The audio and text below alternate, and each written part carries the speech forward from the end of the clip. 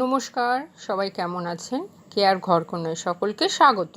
আজ আমি কাঁঠালের দানার ভর্তা করব।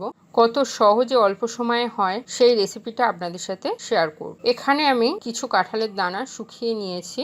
এই দানাগুলোর থেকে এই ওপরের যে সাদা খোসাটা এক এক করে আমি এরম করেই ছাড়িয়ে নেব। এখানে কাঁঠালের সাদা দানাগুলো আমার ছাড়ানো হয়ে গেছে। যেগুলো একটু বড় বড় সেগুলো ছুরি দিয়ে আমি দুখণ্ড করে নেব। এবার আমি প্রেসার কুকারে একটু সিদ্ধ করে নেব।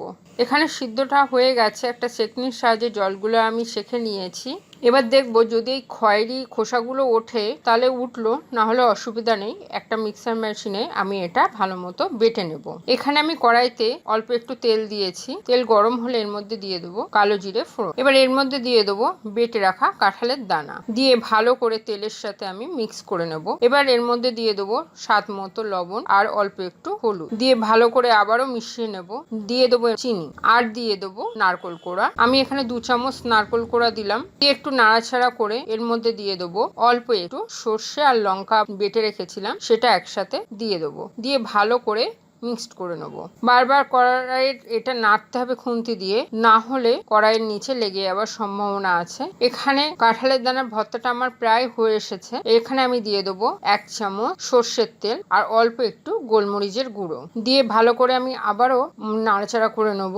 বেশি হালকা রাখবো না, এটা একটু শুকিয়ে আসছে। এর মধ্যে আমি দিয়ে দেবো ধনেপাতা কুচি, দিয়ে আবারও ভালো করে নাড়াচাড়া করে নেব।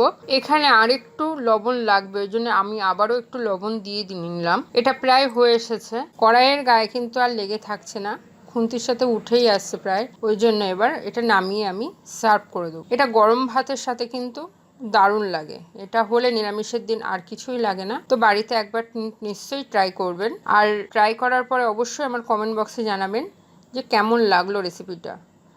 তাহলে আজ এই পর্যন্তই থাক। অবশ্যই আমার পেজটাকে লাইক আর শেয়ার করতে কিন্তু ভুলবেন না। আবার দেখা হবে নতুন কোনো দিনে নতুন কোনো রেসিপি নিয়ে। আমার চ্যানেলটি সাবস্ক্রাইব করে নিতে কিন্তু ভুলবেন না।